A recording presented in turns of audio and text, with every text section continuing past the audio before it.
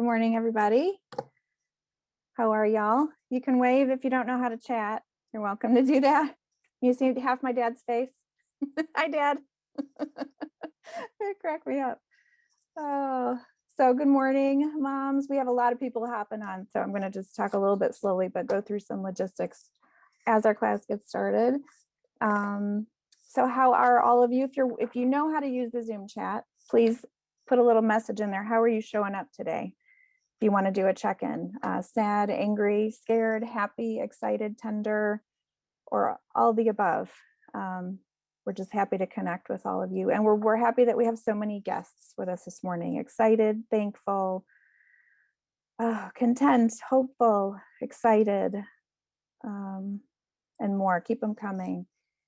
We have, our moms are still showing up and guests are signing on. My name is Kathy Gregg, and I have the privilege of co-hosting this class, Moms with Teens, through Willow Creek Church. We're glad that you all can be with us. I'm going to talk through a few logistics briefly before moving into our guest speakers today. So every device is different, so the options that I'm going to give you might vary depending on if you have a phone or tablet, but the steps will be similar. If you're able to rename yourself, that's helpful if you're going to be asking any questions at the end. If not, that's okay, we'll figure it out. You might have a better viewing experience if you know how to go into speaker view. Our speakers are going to be showing some slides, so if you're able to figure that out, switch from gallery view to speaker view, that'll be helpful for you. Third, you are all muted, and I'm going to ask just that you stay muted throughout the class. This class is being recorded, and it'll just help that we won't have any background noise popping you onto the screen as the speaker, or any dogs barking, or kids shouting, whatever it is. So if you could stay muted, that would be helpful and very appreciated.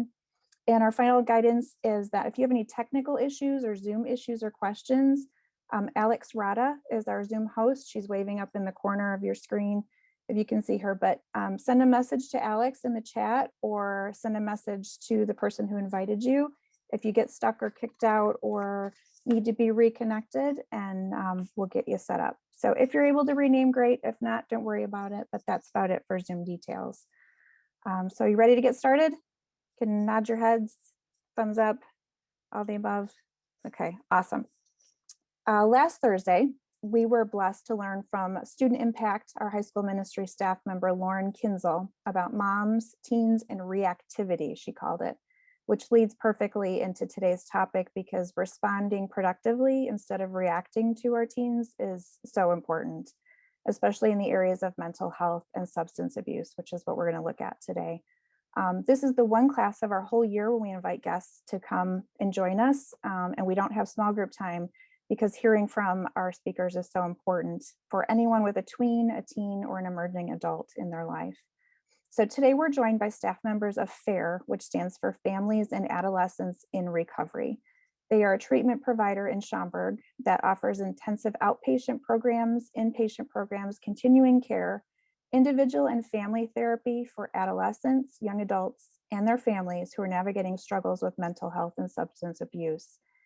As questions come up for you during our time today, please use the Zoom chat to type in any questions that relate, and I will be collecting those and asking those of Marta and Maria at the end of our talk.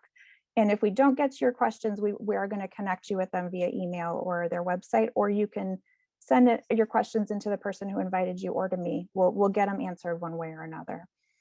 So if you want to send any questions to me, my name again is Kathy Gregg. If you want to keep your questions confidential, you can send them to your small group leader or to me, or if you're fine with sharing with everyone, then just send them into everyone and we'll get them asked either way.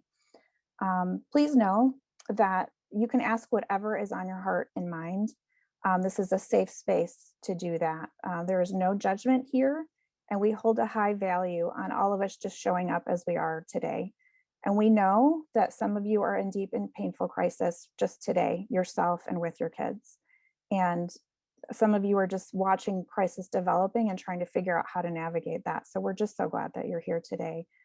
All of you is welcome here, whether you're struggling or succeeding, whether your teens are struggling or succeeding, you are welcome, and we are glad you're here.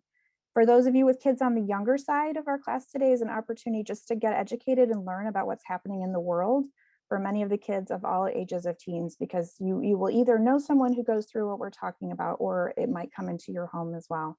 And for those of you with teens on the older side, out of the teen years, please know that it's not too late. You're not alone, and there's always hope.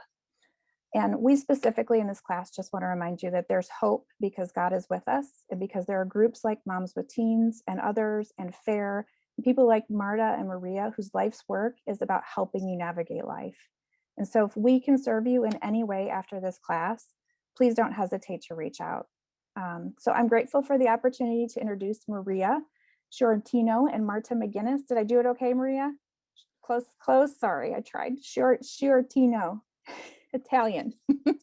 Maria is a licensed clinical professional counselor. She has a master's degree in clinical psychology from Roosevelt. Her experience includes working for Ecker Center for Mental Health and the Department of Children and Family Services. She was a case manager, and she also worked at the Alexian Brothers Behavioral Hospital as a counselor in the adolescent inpatient unit. She has experience working with adults in residential programs as well, and she has been utilizing skills from treatment modalities like cognitive behavioral therapy, person-centered therapy, motivational interviewing, and in her personal time, she likes to travel and attend music events. Marta is also a licensed clinical professional counselor with lots of letters after her name that I'm not going to say all of them. She has lots of certificates and degrees. She's been teaching adolescents and treating adolescents and young adults and their families for over 20 years. Teens and emerging young adults who struggle with mood disorders, self-destructive behaviors such as substance abuse, non-suicidal self-injury, and anger, and she helps their parents assist them in the recovery process. She also helps couples with Gottman techniques, and she helps parents and families improve their relationships. And born in Poland, Marta has been a social worker in the old country, as she says it. So she has all kinds of sensitivity to people with all kinds of diverse backgrounds. So in our Zoom chat, would you please now welcome Marta and Maria and thank them for joining us to teach us today. I'll hand the floor to you, and I'm going to mute. Well, let me share my screen here. All right. Thank you so much for such a warm welcome. We are so grateful to be with you guys. As we were preparing for this presentation, I would like to start with the prayer I found. I think it's going to be really appropriate as we start, okay? Lord, thank you for all the blessings you have bestowed on us. Most of all, thank you for our wonderful children that has taught us about your love. We now understand better your love for each of us, that unconditional love that leads to great joy. So today, Lord, we lift our children to you for your blessing and guidance. You know that teenagers are not always easy. There are times when they are challenging us to be the adult they think they are, but we know it's not time yet. There are other times when we struggle to give them freedom to live and grow and learn, because all we remember is that it was just yesterday when we were putting band-aids on scrapes, and hug and kiss was enough to make all the nightmares go away. Lord, there are so many ways of the world that terrifies us as they enter it more and more on their own.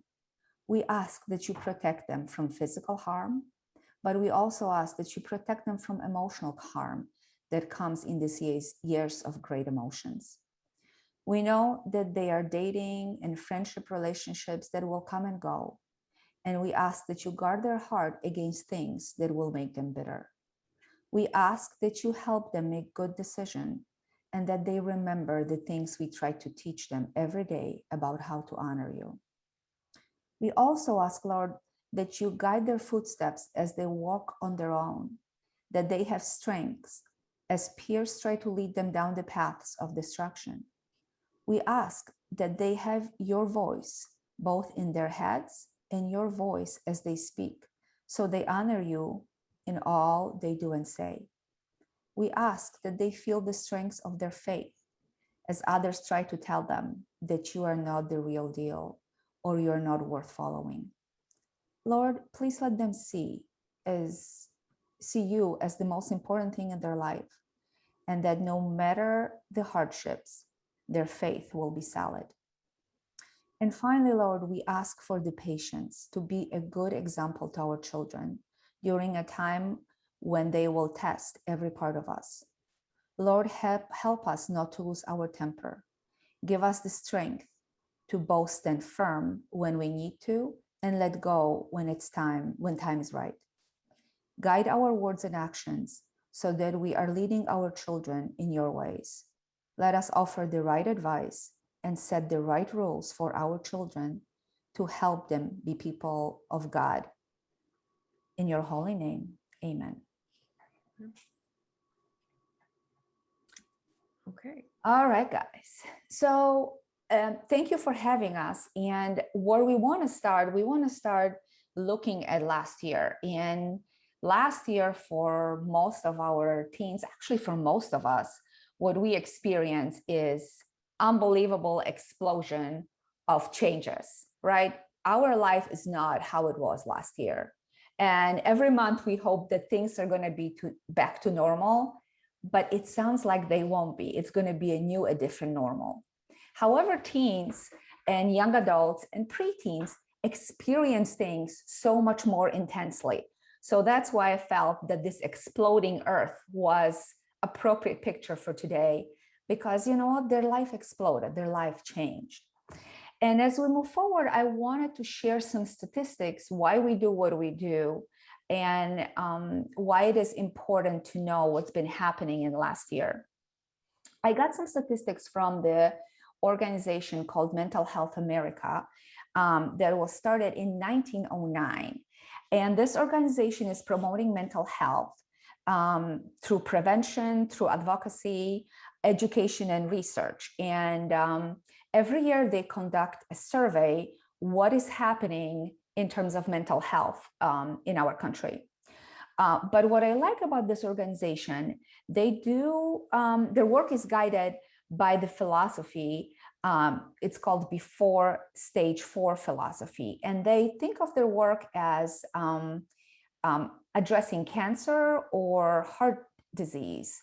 So we're not addressing it in stage 4 when symptoms are really, in a really dire place.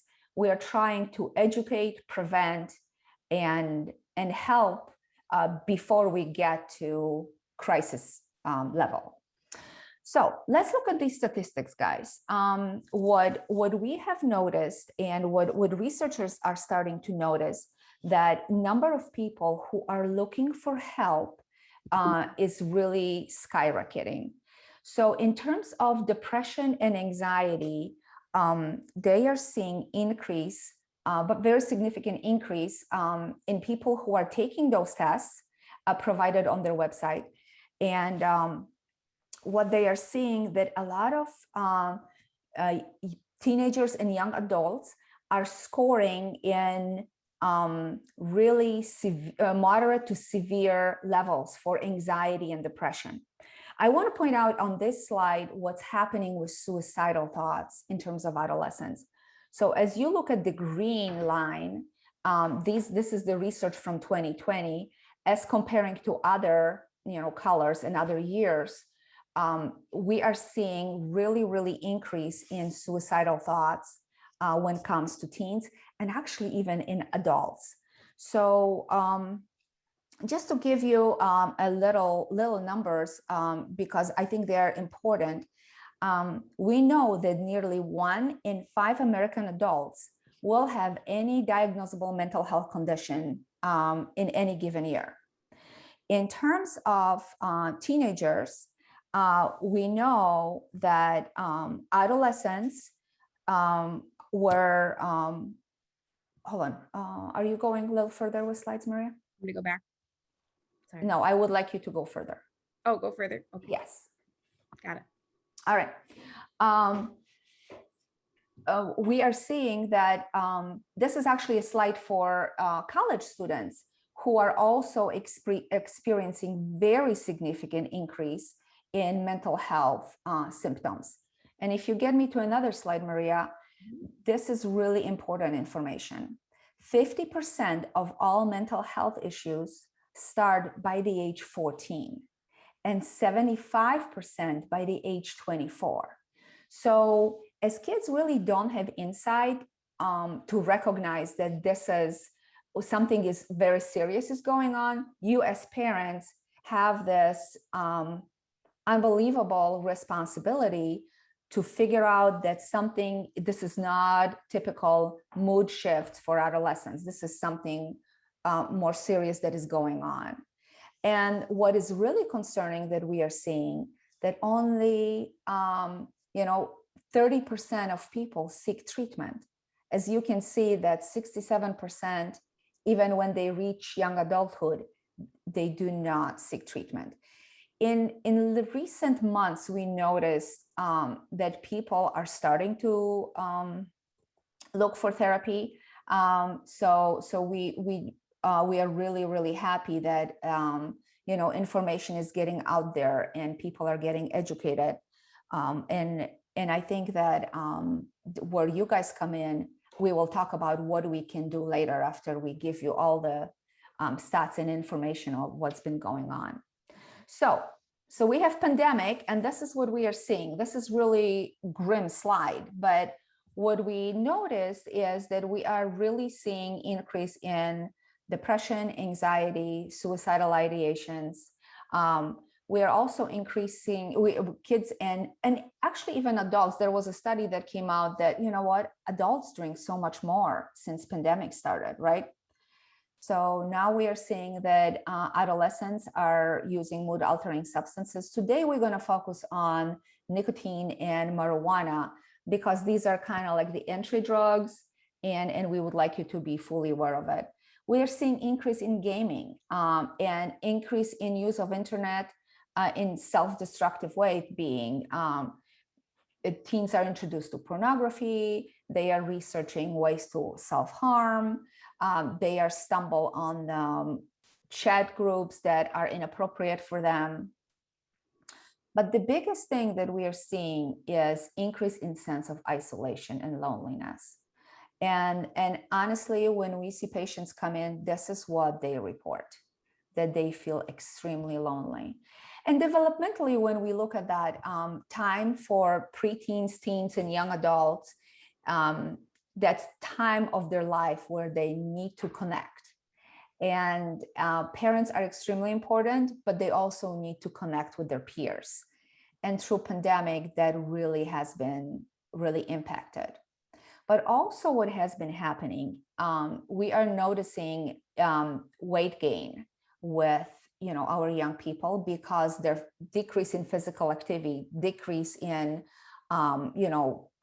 extracurricular activities, social activities, and that impacts their self-worth, self-esteem, again, and is causing other mental health issues. And what we noticed, there's also decrease in academic performance. And we thought that bringing the electronics, and as much as internet is a blessing, it can also be very tricky how we use the internet for good versus evil, as I would like to say. So I want to show you a couple other things and inform you that since internet started, which was in 1986, and it was developed for actually military, every 5-10 years, we have research that is coming out how much more time teens and young adults spend online. And I would encourage you to talk to your children. And we all have the apps that will tell us how much time you spend this week. So check in how much time they really spend on their phone. What is really interesting that when I looked into research where kids get in trouble, by kids I mean teens and young adults, and when they compared computer and phone definitely was much more dangerous device for kids to get in trouble. However, I just want to remind you what American Academy of Pediatrics said in 2017. They actually said that kids younger than 18 months should have no screens. Kids between 18 and 24 months, they should have very limited screens and they should not use electronics by themselves. ages 2 to 5, not more than an hour. And 6 and older, it is interesting that they grouped teenagers with really young kids. But why they did that is because during adolescence, the brain development is so rapid that we can compare it to the brain development in utero or even 1 to 3, in ages 1 to 3. And research said not more than 2 hours per daytime. I be honest with you guys, in my family, I know kids are on their electronics, and I'm not counting academics, more than 2 hours, right? So this is becoming a really significant problem.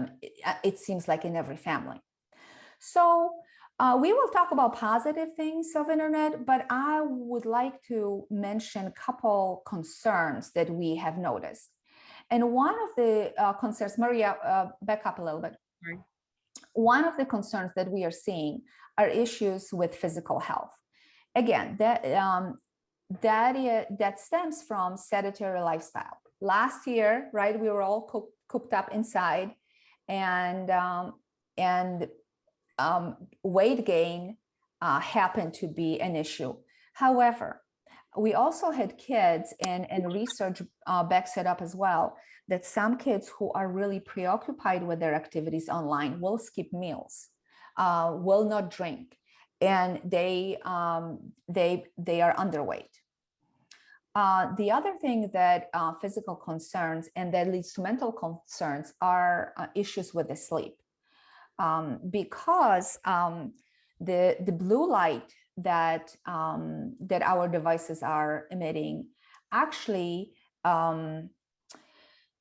decreases melatonin production, suppresses melatonin production, and melatonin is a hormone that controls sleep and wake cycle or circadian rhythm. So reducing melatonin makes us causes difficulties in falling asleep. And notice how often our kids will be on their phone or their computer or their tablet before they go to sleep. Again, recommendation is 30 minutes before you go to sleep, that you have the time to relax and to kind of get in the mindset for sleep. In terms of addiction, we have been seeing development of addiction when it comes to internet. And I think that has a lot to do with dopamine. Dopamine is a neurotransmitter that is increased both by substance and process addiction. Internet addiction, we call it process addiction because it's kind of like a process, it's a behavior. And when we experience high dopamine levels, then we also experience pleasure. So if I am engaging in using mood altering substances or surfing the web and looking for funny videos or gaming, levels of dopamine are increasing, which can lead to issues. Can we move forward, Maria? Okay. So the next thing, and I don't want to spend much time. I just want to point it out that what we are seeing changes in the brain and how brain functions because of exposure to electronics. I think this slide is self-explanatory. The other research that I observed, they did MRIs and they compared brain activity between individuals that were addicted to screens, internet, and heroin. And the brain activity was very similar. And again, that goes together with dopamine. So what are the signs of abuse of internet or even addiction? So if you are seeing that your child is isolating and prefers to spend time online versus with friends, if you're seeing that they are giving up their hobbies and internet becomes their hobby, if you're seeing that their grades are affected, if you're seeing that your child loses sleep due to internet use, if you're seeing that your teen is meeting suspicious or unsafe people online, or is developing unhealthy eating patterns or high caffeine intake to stay up. And if you're seeing that they are experiencing high anxiety when they are away from their devices or internet, if you're seeing the neglect of appearance or hygienes. So these are the red flags. In terms of addiction, what we are seeing in terms of symptoms, that kids are losing track of time when they are online. Their responsibilities and tasks, they fall behind because they want to spend more time online. They are starting to isolate and distance from friends and family. You also see noticeable guilt or defensiveness when they, how much time they spend online and in what activities they engage. So, you know what, they have failed attempts to cut back on internet use. Some of the kids will develop physical symptoms such as carpal tunnel and headaches or backaches because, they are spending so much time online. So, but you know what? I told you all about negative effects, and definitely we are seeing, increase in mental health issues because, especially with girls, what we started seeing, they will compare themselves to the images online that are retouched and they are really far from reality. So we're starting to have kids with body image issues and self-worth issues. However, I don't want to negate positive elements of the internet because, you know what, they are able to form relationships online. And throughout the pandemic, sometimes it was their only contact with their peers. It was their social network that they were able to talk to the kids. So I don't want you to go home and say, all right, you're not going to FaceTime, you're not going to message anybody because we're still in pandemic. And you know what, they need to connect. Okay. So vaping. So just so you know, we're all clear on what vaping is, right? Obviously you can see both definitions here, but it's an aerosol. So you'll hear kids say like, oh, it's just, it's just vapor, or they think it's water, right? But in the same way that like hairspray is an aerosol, so is vaping, right? And obviously we're seeing this a lot in e-cigarettes and other devices, right? That the kids are starting to use not only for nicotine, but also THC. So these are the different types of e-cigarettes. They've obviously transformed a lot throughout the years. The first one actually originated in China. You can see all the way to the left there. And the goal was intended to stop or quit smoking. But obviously as time went on, it just kind of became a replacement. You see the Juul there, which tends to be the more common brand. And then now even more so actually, which isn't pictured here, but there are a lot of just disposable vapes that kids are getting their hands on. And if you look at Juul and the one just above it here with that little X there, that is the device used for vaping THC, owned by the same company. They're actually all one big conglomerate there. So definitely, they're all kind of working together to kind of promote vaping in the sense of both for nicotine and THC use. So they've certainly come a long way as far as how they've changed throughout the years. And dabs. So you'll hear kids talk about dabs. They're essentially a very concentrated form of THC. We're talking upwards of 97% THC. And what they end up doing is reducing them down to that liquid form or an oil, which they then put in their devices to vape. So the plant is 12 to 13% THC. Dabs, like I had mentioned, 97, 90, 99%, right? As far as THC content or concentrate. So very, very different. Even the plant, like back in the 80s, was only between 3 to 5% THC. So they've definitely been able to increase the THC content in the plant, and then now. So to the point that we've got kiddos, right, hitting these vapes on a regular basis. So the amount of THC that they're consuming is pretty substantial, which is also why we're seeing like hyperemesis, where they're getting to the point that they're consuming so much THC that they're actually having physical reactions where they start vomiting, kind of like in the same way people would with alcohol. When you have too much, the body's just rejecting it at that point. So they've definitely, we call our teens strategic. They have found very, sneaky ways to hide their devices. We had a client once who had a teddy bear in his room that he slit the back open and put all of his stuff in there so nobody would know what was in there. They've created, right, hoodies where you can just put your vape end right at the end of your little string there. Backpacks, various devices have been created to conceal vapes, or just to keep your stash hidden, right? So they'll do the same with PlayStation and Xbox, game containers. So they are sneaky. So these are just things you want to be mindful of, right? If you're noticing kind of how Marta had mentioned, like the changes in behaviors, that's when we want to start thinking like, okay, where could these possibly be? So we're just educating you guys on the different ways that they could show up. I will say I don't see many hoodies quite like this, but the fact that they're out there, I mean, definitely worth knowing.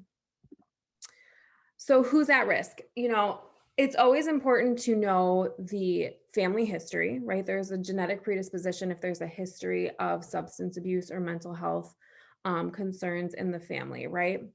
50% of our teens that abuse substances also suffer from a mental health disorder. Sorry, my cat just fell from the fridge. So I would say, I would wonder if that's even higher now, just because all of our kids are dual diagnosed right now in program. They all came in with a history that first started with a mental health disorder, and then that kind of led to self-medicating with substances, right? Stress is a big one. If we feel incredibly overwhelmed, talking about the reward system in the brain, right? If I give my brain that, I'm going to feel a lot better, right? And so we're also seeing an increase in these like high achieving teens that come in. They've been, AP all-star athletes, right? But they're using to the point that it's really getting in the way of their success. High impulsivity, sensation seeking, right? Especially our ADHD kiddos, when, they don't really think before they do. And that's typical too, just for teens in general, right? The brain is still growing, still developing. They're still getting that prefrontal cortex that's coming in here for all their solid decision-making skills. Trauma is a big one. And trauma is going to be different for everybody, right? So not just necessarily sexual or physical trauma, emotional abuse, but sometimes even like big moves, things like that can be an instance that can create trauma for a kiddo. And so that can definitely put them at risk. And then the younger that they tend to start, right, the more likely they will develop a substance abuse disorder. And part of that too is also correlated with the family history, right? So typically when there is a family history, we notice that kiddos tend to start a lot sooner than their peers as far as using substances go. And I just want to point out one thing that has us concerned. Years back, our average age was 17 when kids end up in treatment. Right now, our average age is 15. So age is dropping in terms of substance abuse. And I think Maria can speak to mental health because of her experience in the hospital. Yep, definitely. So just to add to that, at Alexian Brothers, we're seeing a huge shift in the youngest clients that we're getting on the unit. I've seen kiddos with suicidal thoughts as young as 11 years old. So we've just really seen an uptick in obviously the number of clients. They're talking about opening a third unit for adolescents at the hospital right now.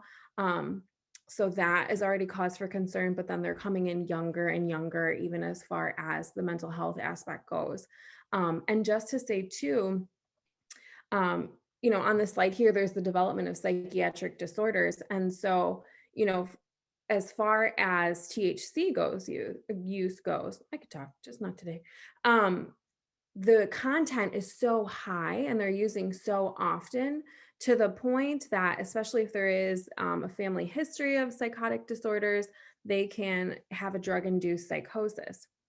And it's so difficult to watch, right? Because these kiddos come in, they typically are aggressive, don't really know what they're doing, right? They're out of touch with reality. They have paranoid thoughts. Um, and I walk in, I hit the unit every morning when I'm there, right? And I get report on all these kids. And sometimes they have to be on certain safety precautions that require just one-on-one, right, staff to kid ratio. And they might say, okay, Maria, you're going to be with this kid. And when the kid came in, they were aggressive, just an absolute terror as far as like what staff were seeing, right? And I'm like, oh, great, this is going to be a good day. But at that point, they've been on psychiatric medications for probably a couple days, and it's like a whole different person, right? That kid comes back again. And sometimes what's really scary is they may not always come out of that, right? They may have to then stay on psychiatric medication for the rest of their adult lives. But as far as the impact, kind of how Marta had mentioned earlier, right? The way that substances impact the brain, similar addictive capabilities, right? The brain lights up in the same way with nicotine as it does for cocaine, heroin, right? Get that adrenaline rush, increases the level of dopamine, which also decreases the brain's ability to adequately produce and, disperse dopamine in the brain in a natural way, right? Because now it's just waiting for you to give it what it needs. Diminished cognitive functioning and attention span that affect the prefrontal cortex. What PFC is, prefrontal cortex, right? And that guy is still growing in. They won't get a full prefrontal cortex until about 25, 26 years old. And it also stunts their emotional growth from the time they start using. So, and then of course, there's increased likelihood of other drug use, right? When we use anything too much, it becomes not enough. And then we have to move on to the next thing, especially when we're already struggling with how to manage our emotions, deal with what we're feeling, right? So definitely a lot of impacts on the brain, and especially a developing brain if they are young. So neurons in the brain, right? They obviously they're still developing, right? But because there's that's called a myelin sheath on neurons that essentially like gets thicker over time, but when they're really young is hardly there, which is why our teens are when they feel very intensely, right? Messages that pass are very intense. So these pathways that are running in the brain are highly sensitive. And so this is also, adds reason to the fact that when we use substances, it really impacts brain development as much as we're noticing here. And is also why, right, there's so much emotionality in those teen years, right? So giving them the space and the time to really process is important as well. So we talk about neurons that fire together, wire together, right? And these create pathways in the brain. And this is essentially how we create habits and everything that we do, right? Every time we think, feel, or do something, a pathway is run in the brain. And our brain always wants to work smarter, not harder. So the more that we do something, that's the pathway it's going to want to take, right? It's going to want to take the highway and not the side streets. And to change those behaviors, right, it's going to take a lot of effort, because your brain's going to be like, well, no, we always do it this way. So when you want to make a change, it takes time, right, to develop a new habit. But there's hope, because what that means is the brain is plastic. We call it neuroplasticity, right? It's always possible to make changes in our behaviors, and then they become kind of that new highway. So this is how we create new skills, right? Through repetition and practice to form new habits. Just how I mentioned neuroplasticity. So what that basically means is if you start to notice some of the behaviors that we kind of prefaced with at the beginning of this, that doesn't mean that all hope is lost, right? That means that, okay, what's within our control as parents to kind of set new parameters and support the kiddos so that they can make different choices and engage in different behaviors, right? To get back in a place that we feel is healthy and sustainable. Okay. So we talked about this. Okay. And so what's important too, obviously, is that so the reward system in the brain is in that midbrain section, right? Um, and the cerebral cortex right there also plays a role in memory attention, right? So this is also why we're seeing um, difficulty, like all of a sudden these kiddos are having a hard time paying attention in class, remembering what they need to do, right? I feel like this is part of why grades start to slip, because it's not only that I'm so focused and preoccupied with the substance, because that's part of it too, how much time you spend getting it, using it, right? All that good stuff, but also it's actually impacting the brain to the point that it is difficult for me to focus or to make thoughtful decisions or to remember all the things I need to do. Um, and you kind of see that slow happening in the brain where they're even responding maybe slower and things of that nature. So,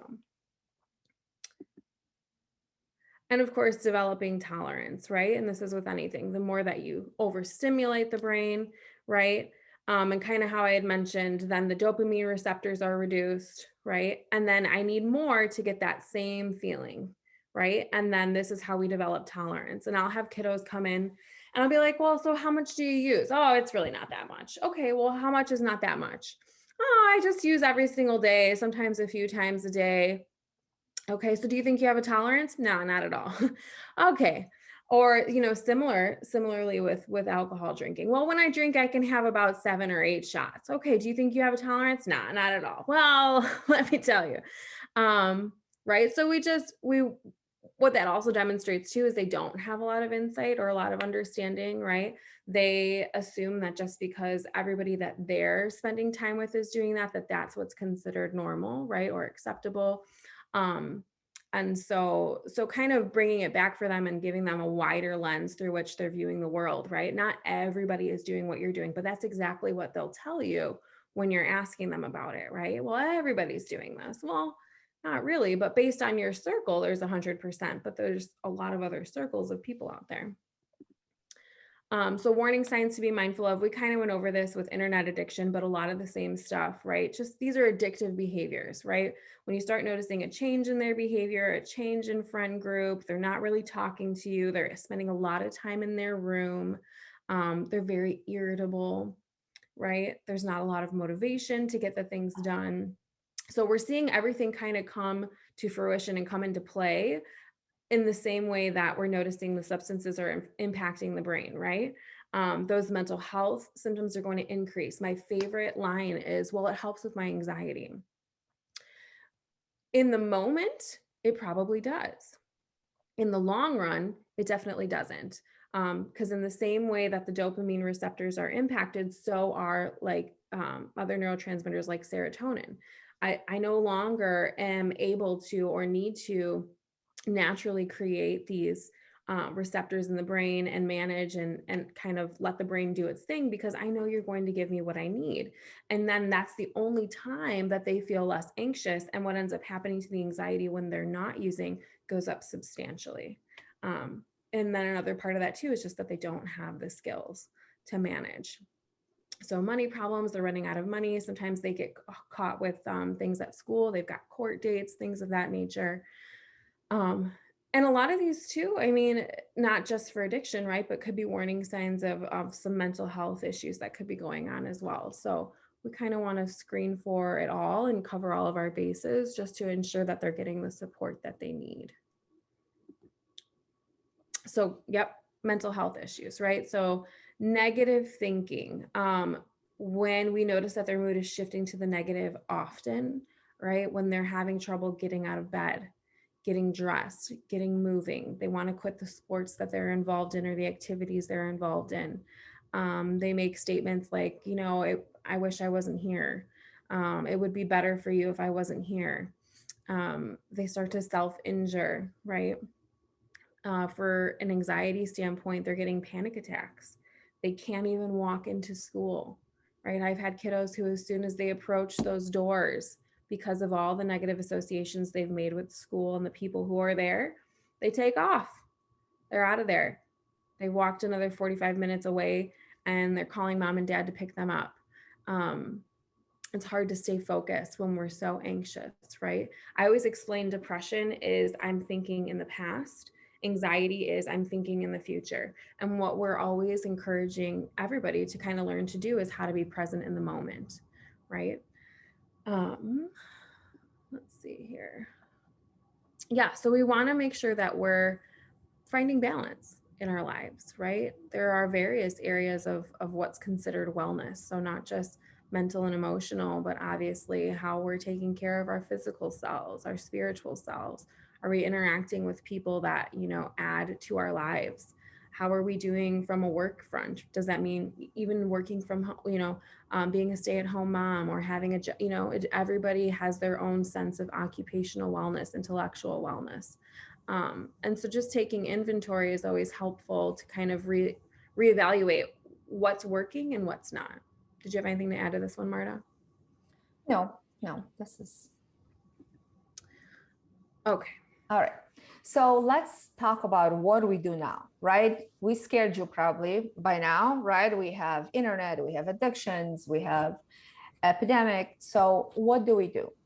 I think I always tell the parents, and you will see it in multiple slides from now on, you are more important than you think.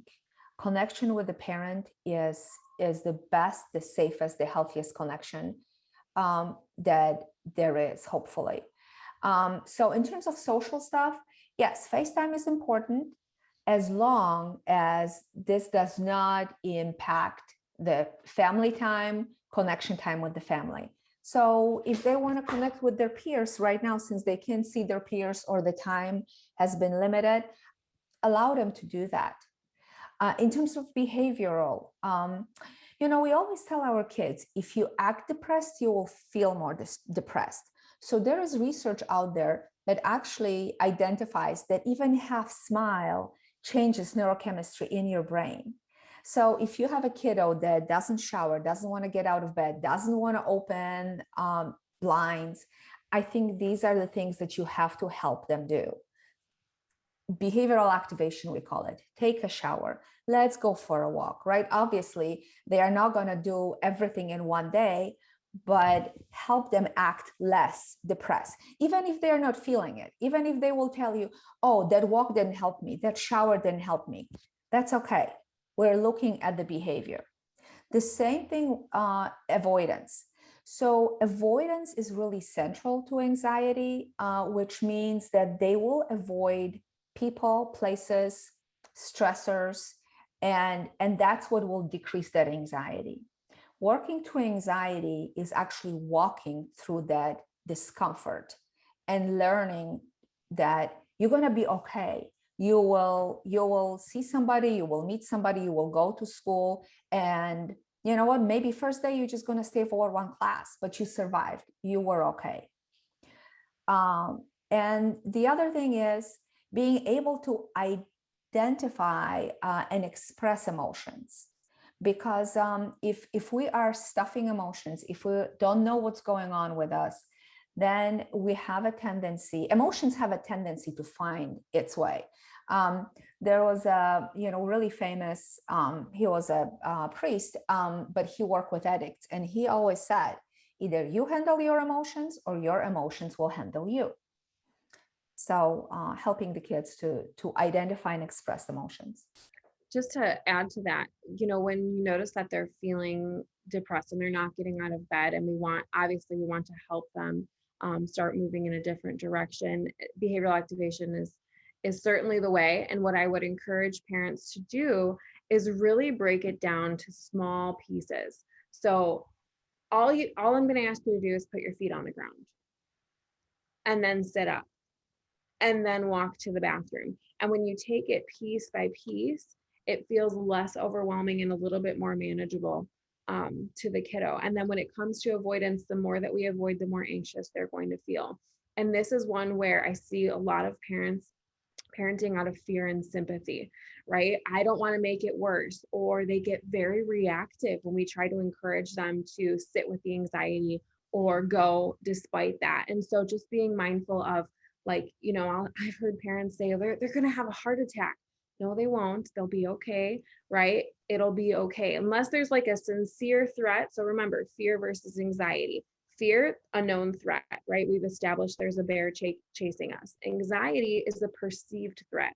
I'm not going to go camping because there could be a bear, not because I've seen one or there is one, right? So we just want to be mindful that we're not reassuring the anxiety piece of it, right? And we're being helpful in reassuring less and challenging more, but in a healthy, right, gentle way. And then just being able to identify. I can't tell you how many times kiddos don't know. I don't know how I'm feeling. They can't tell me, right? And so I always encourage them to think about what's going through my brain, right? From a cognitive behavioral perspective, what am I thinking? How do I feel physiologically in my body? What's happening, right? Is my heart racing? Is my breathing fast, right? Does my tummy hurt? Right? A lot of times they'll have, distress in their digestive tract when they're feeling anxious, things of that nature. And then what am I doing? Am I isolating? Am I curled up? Right? Their body and behaviors will tell them how they're feeling. So just keep those three things in mind. Okay. So as parents, we need to encourage healthy coping. So simple things that we can help them to do is right sleep. All mental health symptoms increase when kids don't get enough sleep, or adolescents. They do need 7 to 9 hours of sleep. And some kids or teenagers need more. So as a parent, you need to assess what time they are actually going to sleep, what time they are turning off their devices, because they might say, I'm going to bed, but then you find out that they really didn't go to bed till 2 a.m. or 3 a.m. and they have to get up in the morning. Exercise is another thing that we really strongly encourage. Actually, every doctor should prescribe exercise, because it helps us balance the natural neurotransmitters in our brain. So again, it is important to encourage the kids to even do simple walk. Exercise doesn't have to be, I'm going to the gym. It might be very simple things that allow us not to have the sedentary lifestyle. Nutrition. There's a lot of research out there how actually simple diet can impact positively or negatively depression and anxiety. So help kids manage the intake of healthy fruits and vegetables versus fast food. Obviously, fast food will hit the dopamine, give us a lot of sugar, which floods the system, and it feels good. We all experience that. However, we do need the other nutrients, and limiting the screen time. That's really, really hard, but I think this is a conversation to have with all your teens. The other thing is talking to them about emotions and problems, because definitely they will go to their peers. But as Maria said, their peers do not have frontal lobe. They do not have life experience. And sometimes they don't understand what is the best interest of your child, right? If your child will go to the friend and say, oh, my mom is so annoying. Typically peers say, yeah, totally, mine too, right? Versus like, hey, maybe your mom has a point, and maybe you need to go to sleep a little bit earlier than 2 a.m. The other thing is prayer and medication. Spirituality is such a protective factor, right? Because it allows you to understand that there is higher power that controls your life, that you don't have to be in control. Sometimes anxiety is about, I need to control every single aspect of my life. And if I don't do that, then things will go bad. So prayer and meditation is something to really, really encourage. And if need be, use therapeutic services and go as a family, or encourage your child or teen to seek services. And actually recently we had teens looking for therapy themselves, which which is actually really, really good. So if your teen says, hey, I'm willing to go, support that. And I think just to summarize too, a lot of this just goes back to maintaining a schedule, right? Predictability. That's where adolescents really thrive, when they know what to expect, what their day is essentially going to look like, right? I know every day I get up at this time, I do, some exercise, whatever. I know I have breakfast waiting for me. I know I have class, da da da da da da. And a lot of that has been lost with the pandemic. We kind of all, because we don't have any experience with any of this, our lives, as we stated, really took a turn upside down, and there was a lot of lost structure. And so finding ways to kind of re-implement some nice structure for adolescents goes a really long way. And the other thing is knowing the facts, right? Kids get their information, especially about mood altering substances, from ilovemarijuana.com or some other websites like that, right? You need to know the facts so you can have discussion. Not necessarily that you're going to convince them, but at least they need to have somebody who will tell them scientific baseline for what they are trying to do. The other thing I always tell parents, set a positive example. And you know what, even if you yourself are struggling with substance abuse or mental health, show them that you are getting help, that you're making changes. This is not call for perfection, but to actually being genuine and say, hey, I am struggling. These are my consequences. This is what I'm doing. The other thing is, I always say, love them when they are not lovable. Sometimes, we all have teens and they get difficult, very difficult. And my heart goes out. I have 4. So, to any parent, because there are times that they will test our patience, our love, our commitment to parenting and our faith, our commitment to our values. But this is why we are parents. This is why our frontal lobe is developed. And you already had the whole series on responding, not reacting, which is so important, right? Because when we react, we react from fear, and they don't understand that. So always managing your own emotions. The other thing is not to shaming them, right? They feel a lot of shame on their own. You taught them values. They know when they are walking away from these values. And developing a relationship with teen, which sometimes is not really easy because they might not want to develop their relationship with you, or relationship got ruptured. They will always want to repair the relationship. Guys, in our rooms, we hear it. I don't want to talk to my mom at all. I want her out of my life. And then, next session, when they are not emotional, when we are out of the crisis, they say that they really want to be close to their parents. Every kid wants parental approval and closeness. Can you give me the other slide? The other thing is being a good listener. Sometimes, because we have so much life experience and so much wisdom, we want to share that. We have to pick the right time because they're not always able to receive it.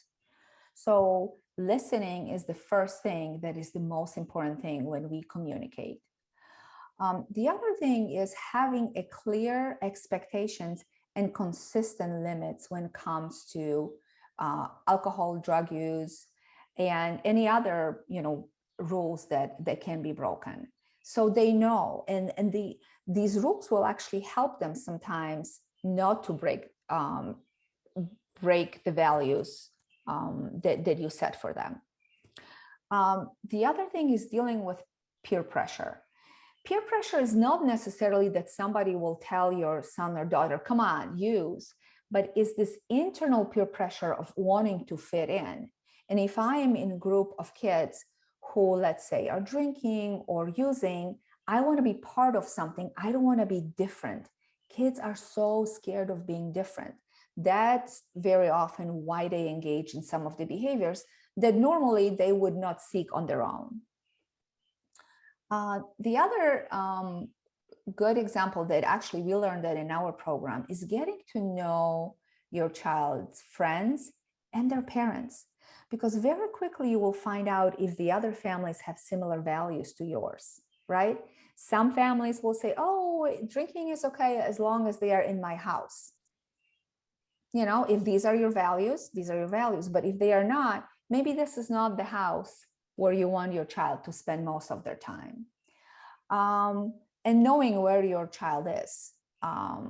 Because you know what, as we know with teens, they will tell you, I'm going to go to Susie, but it's going to be like, if you follow them on 360, it's going to be a zigzag and they're going to be all over Illinois by the time they get to Susie or after they left Susie, right?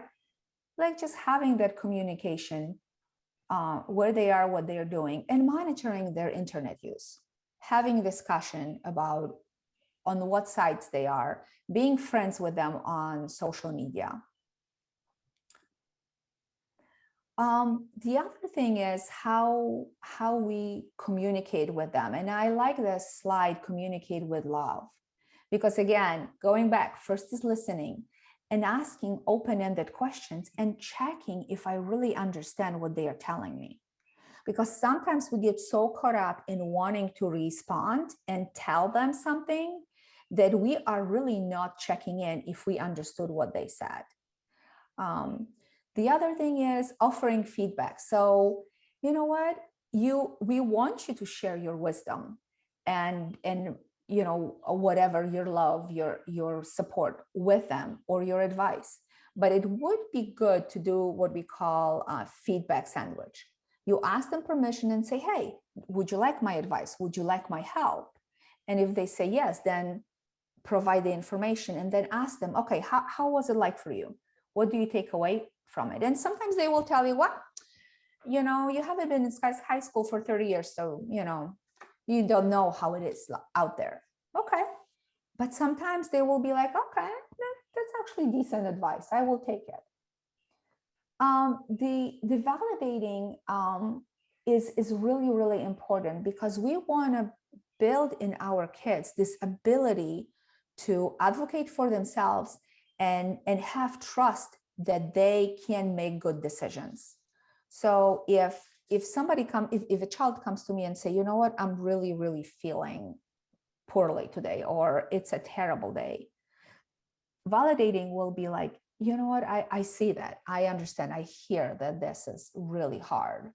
Versus when my son comes home and say, you know what, I really had a rough day. And I would say, well, just wait till I tell you about my rough day, right? You have nothing to do, just show up at school. So like being really in tune what their emotions are and empathizing with them. And I have a little video for you guys to watch. It's only 2 minutes.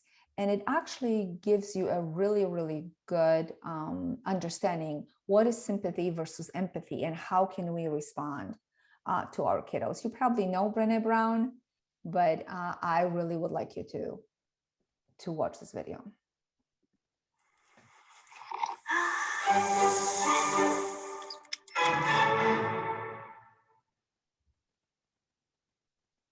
So what is empathy and why is it very different than sympathy? Empathy fuels connection. Sympathy drives disconnection. Empathy, it's very interesting. Teresa Wiseman is a nursing scholar who studied professions, very diverse professions where empathy is relevant, and came up with 4 qualities of empathy. Perspective taking, the ability to take the perspective of another person or recognize their perspective as their truth. Staying out of judgment, not easy when you enjoy it as much as most of us do. Recognizing emotion in other people and then communicating that. Empathy is feeling with people.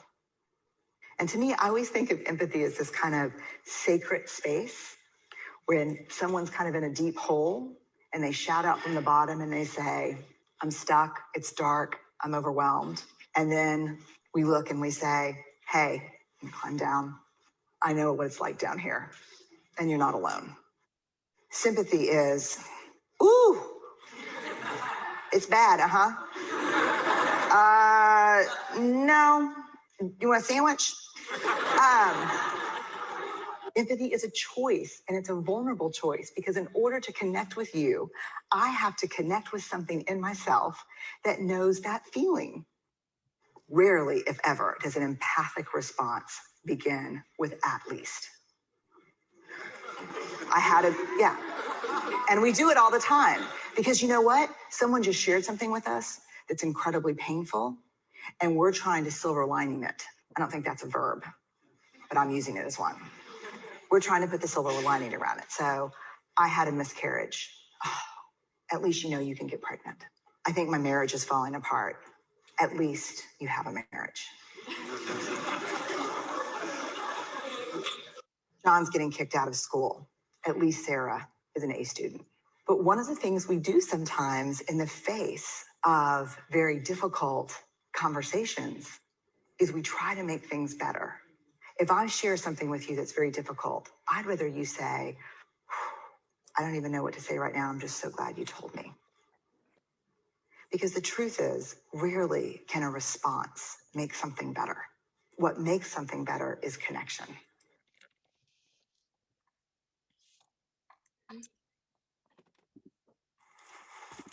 There we go.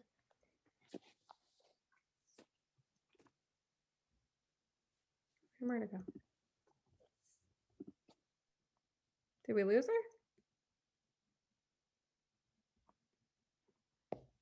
Okay. Well, just to comment on that, sympathy versus empathy.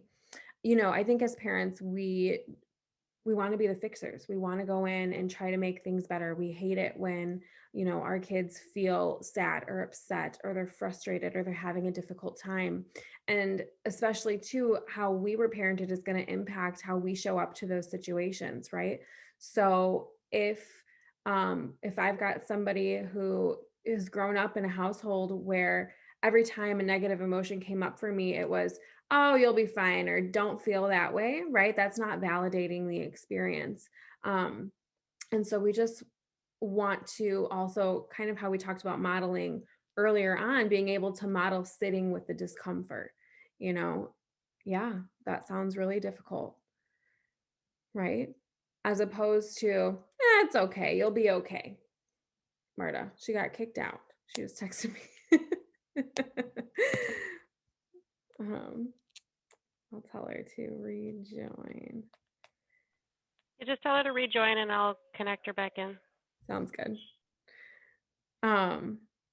So, and that really is a skill. It takes a lot of time and effort. And as parents, we have to remind ourselves, right, how we're showing up. I know Marta's going to want to talk about this slide about, you know, Marta's back. Oh, amazing. I'll let her jump right in. I was just talking about the importance of holding space for negative emotions, Marta, and being able to sit with it as opposed to try to run and fix things when kiddos are struggling. Thank you. Can you hear me? Yep. Oh, perfect. Yes, and I think soften startup is really, really important when we talk to our kids, because sometimes when, let's say, they come in and let's say they told you they're going to be home at 10, they roll in at 11. You were so consumed with anxiety and fear what could happen. The minute they walk in the door, you start, where the heck were you? Versus like, hey, how about we sit down and I would want to know what happened. I was worried. It's totally different, you know, when we say, I was worried. Can we talk about, you know, why were you late? And I really need you when you commit to the time to be home at 10, to be on time or call, you know, so it's really, really important to use these, this very simple statement, I feel about what and what you need from each other, because it's very hard to argue the feelings and the needs, right? And again, this is not going to work first time, second time, 100th time. It might work 77 time or, you know, 207 time. So just keep on practicing it. The other thing that, you know, some of us fall into the pattern of lecturing to the kids, right? And I think they walk away from these conversations feel like, oh my gosh, mom and dad are gonna give me apostolic letter right now, you know. So they have attention span of amoeba. So you have 30 seconds to deliver the message, what you need from them, and do that. Unless there are circumstances when you guys are sitting and they are conducive to having a conversation, then there is a time to explore things on much deeper level. All right, and you know what, as we close, I think teens respond to rewarding positive behaviors. So if you are seeing good things that they are doing, let them know. And you know what, ask them how they are feeling when they are doing good things. When they are acting out, they do need boundaries and limits, right? Because again, Maria talked about what's happening in their brain. They are very emotional. The frontal lobe is not developed. So planning, organizing, decision-making skills are not there yet, fully developed. Again, even if your kid said, I'm not going to give you access to my social media, really, this phone is yours. This computer is yours. You do have a right to know what's going on there. And lastly, take care of yourself and your relationship, your marriage, because you do set the tone, what goes in the house, how you relate to each other. And if you are struggling with something, if your relation is struggling, it is going to impact your kids. So, you know what? Sometimes that's where health starts. You got to get healthy to help your kids be healthy. And finally, but not least, pray for them and pray with them, you know, even if they are going to be not open to your suggestions. I think we did it in time, right? I was really time conscious, so. You did great. Beautifully. And I collected some questions. So did you want to wrap anything else up before I jump into the questions? Maria, do you have anything else? No. Okay. Well, thank you for the point about we need to take care of ourselves, because that's something that we stress. We can't give what we don't have. Mm-hmm. So sometimes this starts with us seeking a counselor and us seeking help first. So some of the questions relate to that.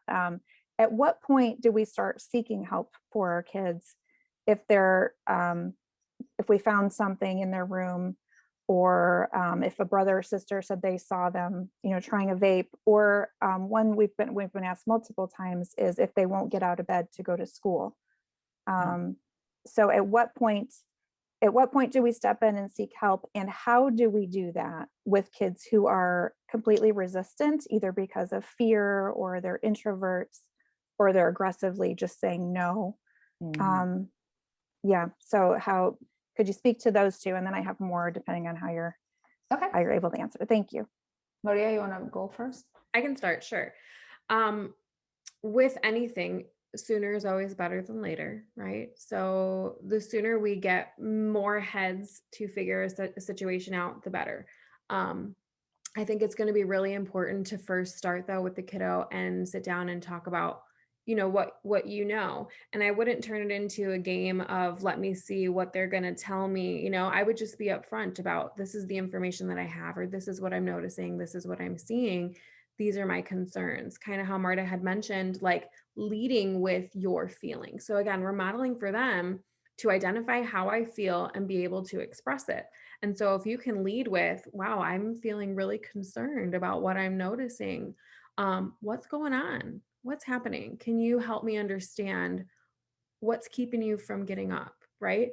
Is it something that we can fix? We can start to throw out ideas like, okay, well, let's try to get you on a sleep schedule and see what happens.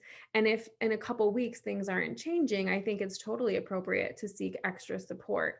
Obviously, if there's a larger or more severe issue happening, right, as soon as there is any talk of suicidality, self-injury, if they're using to the point that they're really getting themselves in a lot of trouble, for lack of a better word, yeah, let's do it. Let's get extra support, because we always want to take those things really seriously. and fuel the narrative that they do matter, we do care, and we're going to do everything that we can to make sure that you're safe and healthy. Marta?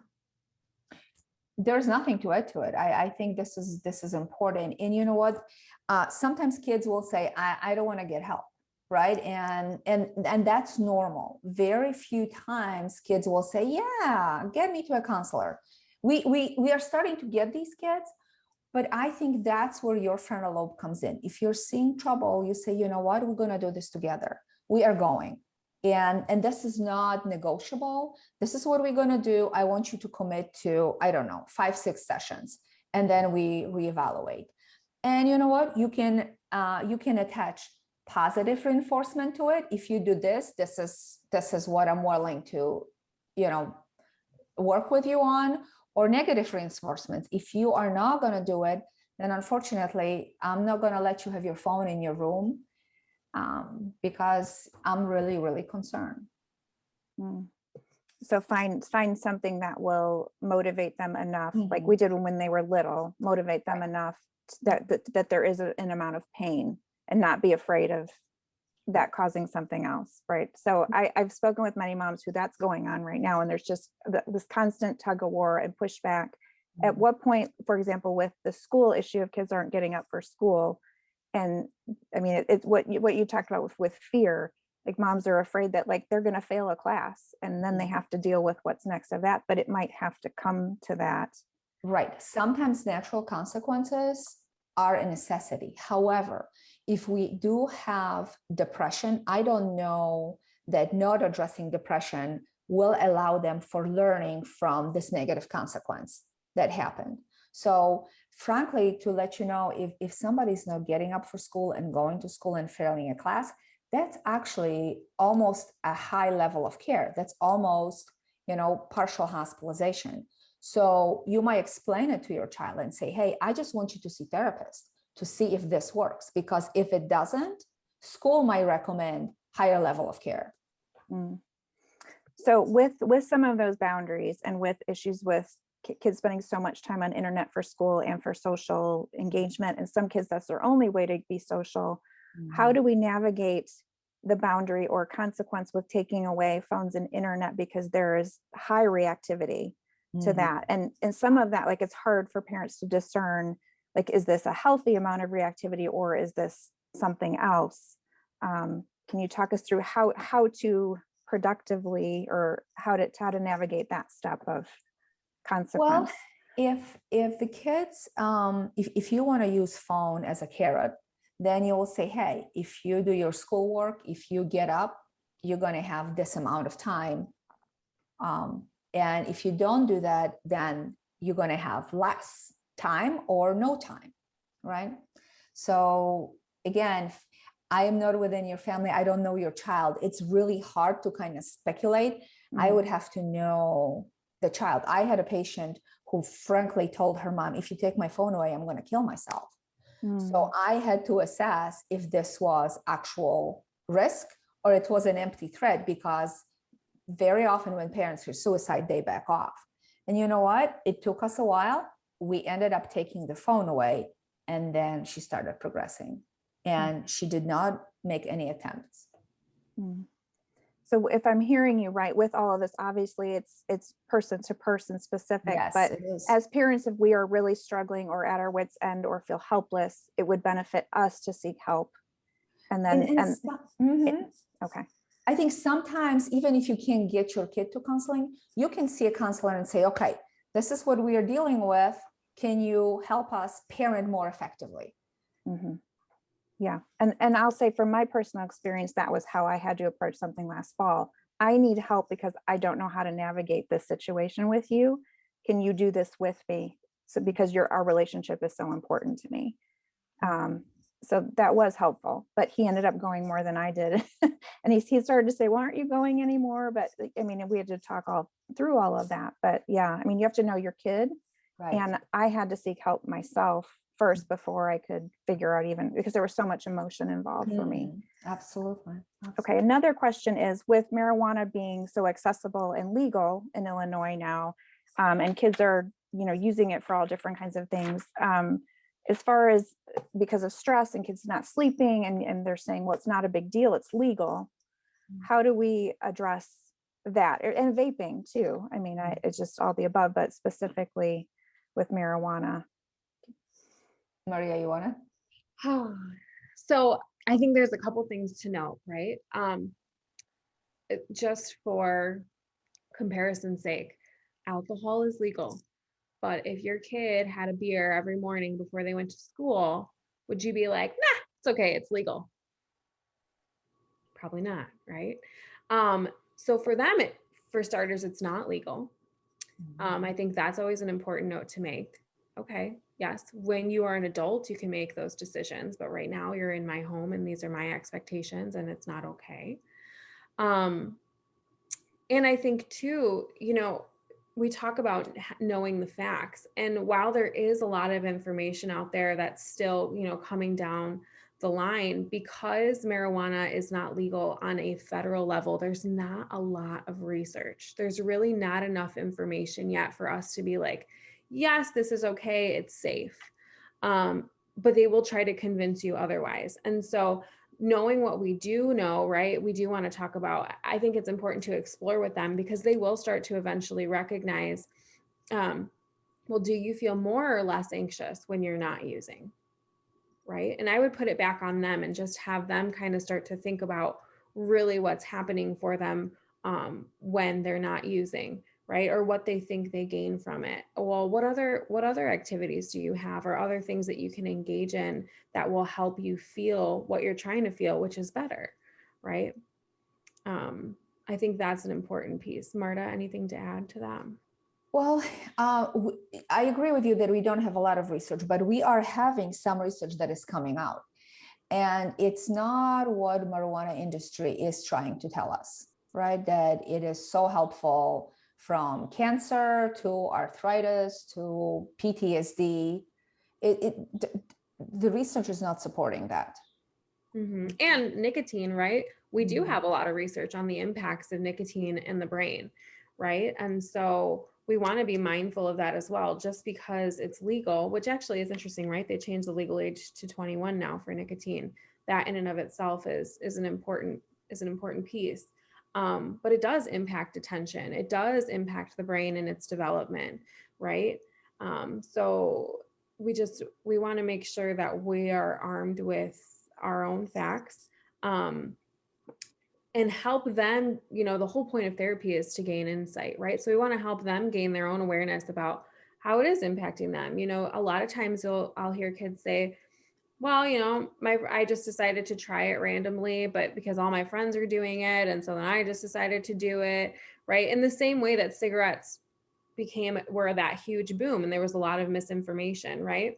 Or they think that vaping, right, is just like this water vapor, and it's not, right? We know that we change the chemical structure of that juice, that vape juice, when we heat it up to a point that, right, it's like a carcinogen, in the same way that when we roast marshmallows, they become a carcinogen, right? So just keeping that stuff in the back of our minds is, I think, helpful. Okay, lots of research and how to the soft startups and things like you were talking about before. Related to that, if we go into our child's social media and we find out because somebody's posting something, which kids are not using their frontal lobe and thinking about what they're posting, that somebody's vaping, there's either pictures of that or someone's selling it, and it's someone we know. How do we help our child navigate? Like, what do you suggest as far as how to address that if with this other parent or other child, or walk through that with our kids? I've had that happen, and then somebody else asked the same question. How do we help our kid and then that child, especially if there's people we know? That is so tricky, guys, because I always tell you, your responsibility is your child. Because entering somebody else's house and values, and it depends. Do you have a relationship with that other parent? Would you like to be told that somebody noticed what your child is doing on social media? So you can do that, but don't expect that somebody will welcome you with open arms, right? And say, oh, thank you for sharing. Some parents will be pretty defensive. So it depends, you know, how you feel you need to handle this. And your child is not going to be happy with that. So be prepared that your child will be like, how could you? You're ruining my social life. Mhm. But you know what? You're sending a strong message that this is not really healthy for them. Or maybe just conversation with them. Hey, maybe this is not the healthiest peer for right now. Maybe could you, you know, not be friends with them on social media? Are you hanging out with them? This is a great conversation starter. What is really going on and how they are seeing that peer, right? Mhm. Because they might know, they might say, hey, no, you know what, I know that, you know what, Susie kind of is having a rough time right now and making poor decisions. Mhm. And just to add to that, I think that could lead a conversation, not always, but a lot of times it can lead into a conversation about how they view themselves. Because typically we surround ourselves, right, with people who we feel we identify with. And so how am I viewing myself? Do I see myself as someone who has the potential to be successful and all those good things? Do I feel good about myself and the decisions I'm making? And when we can get to that, that's a really helpful way to then start steering in a different direction. Because if they are having a hard time seeing themselves as a good person, right, or as somebody who can be successful, I mean, that's a lot of good stuff to work with and kind of rework.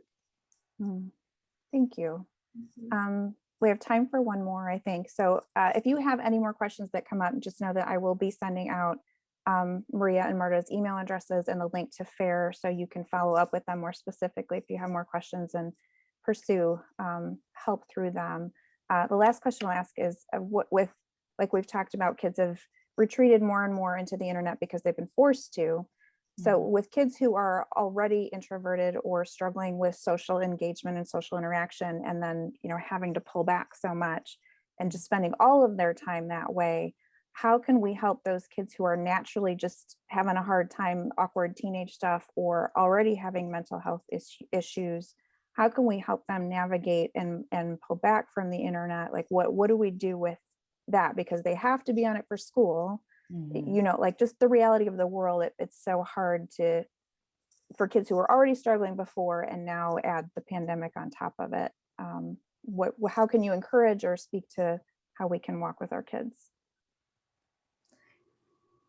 So I'm hearing two things. One thing, I'm hearing that kiddos have already some issues and pandemic exacerbated these issues. In that case, I would definitely encourage you to seek help. If you are not seeing that this is a major issue, then basically implement structure. That yes, you can be online, but do you have any activities that will get you outside of your room? You know, I don't know, going for a walk, biking, joining a club at school because, you know, schools are reopening. So having that conversation, and if they are willing, and share that this is really, really important to me. I really need you to get involved. I had the same conversation. My kids didn't want to go back to school. And with, you know, my freshmen, I said, this is non-negotiable. You have to go back to school because this lack of structure and, you know, studying in bed is just not working for you. And it was a crisis for a while, but now we are 2 weeks into school. And she said, you know what? It's amazing how much math makes sense when you pay attention. I'm like, voila, right? But at first it wasn't, thank you, Mom. It was like, how could you do this to me? Well, and I mean, I'm also encouraged just hearing you say that as a counselor, this happens in your house too, right? Yes. This is happening in some capacity to all of us or to someone Yes. we know. So it's not only helpful, like let's just encourage each other in that. Let's speak what's going on and seek help. So thank you for that. So do you have any final encouragement for us? Don't give up. Guys, you matter the most and you love your kids the most and you know what's the best for them. So don't second guess yourself. Trust your God, lift them up in prayer, and don't be scared to get them help when you see that they are going, you know, off the path. Mm-hmm.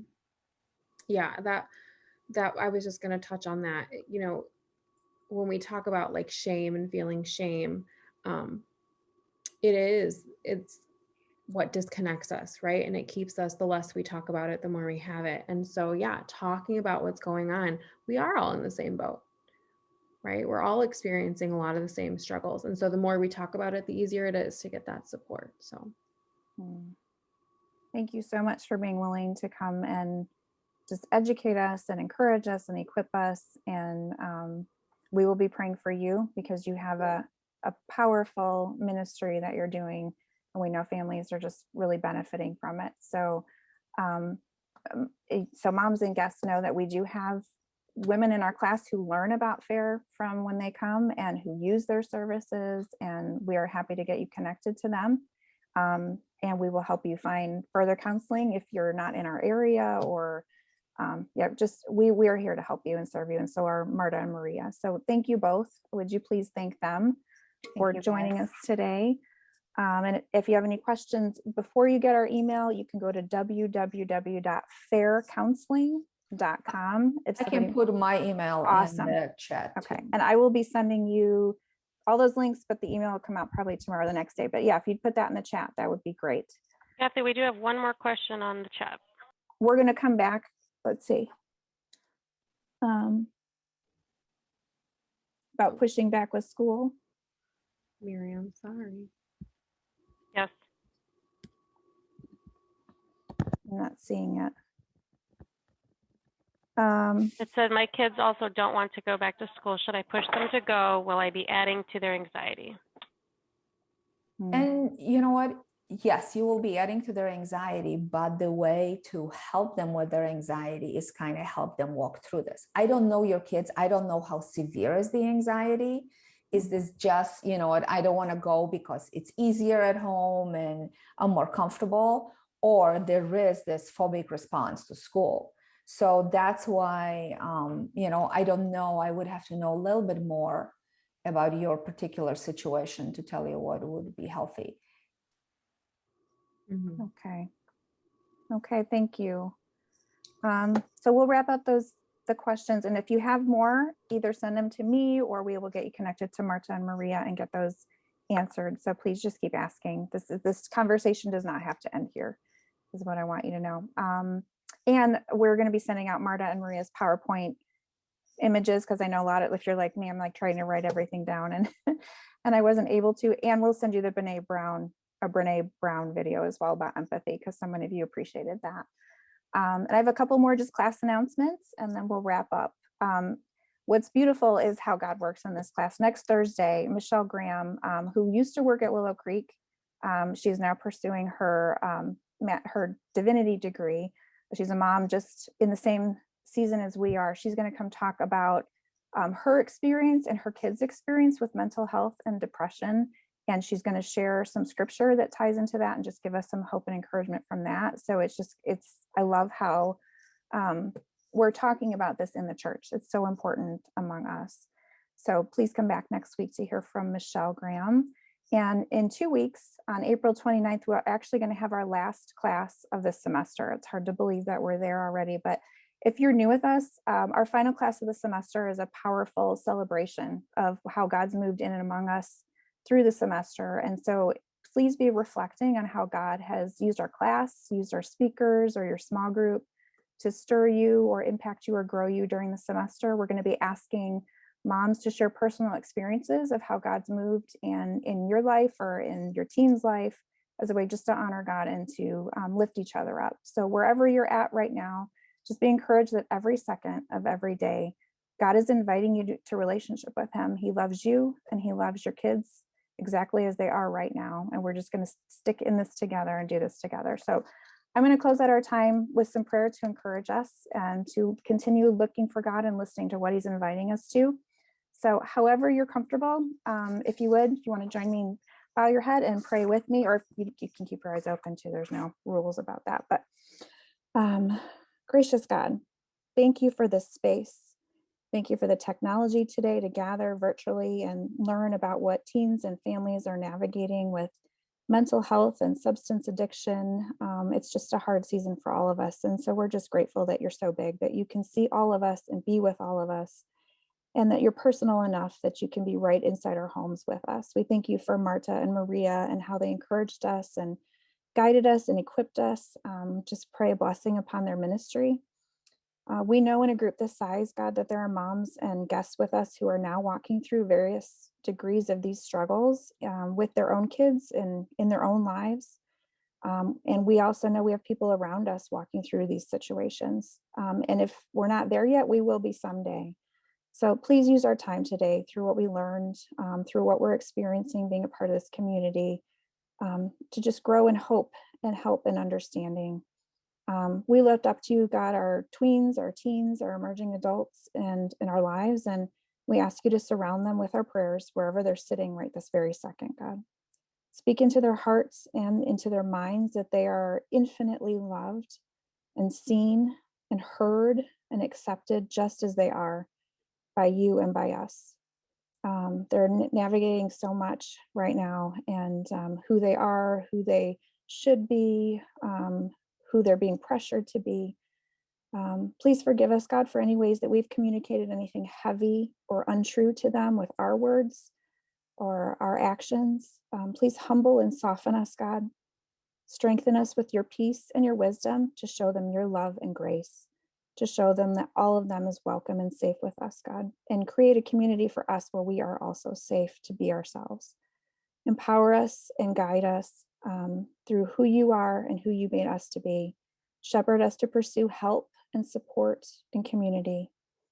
Thank you, God, for inviting us into this space with you and for growing us. Please grow our hearts grateful, especially for Jesus. We love you, God. Amen. So thank you again, Marta and Maria, for blessing us today. Thank you, guests, for joining us. And we're just grateful that you're here. Thank you for the moms in our community. We're going to sign off now. If you want to unmute and wave goodbye, so we can give you a wave or a shout out or say a goodbye in the chat, you're welcome to do that. So have a great day. We'll be in touch.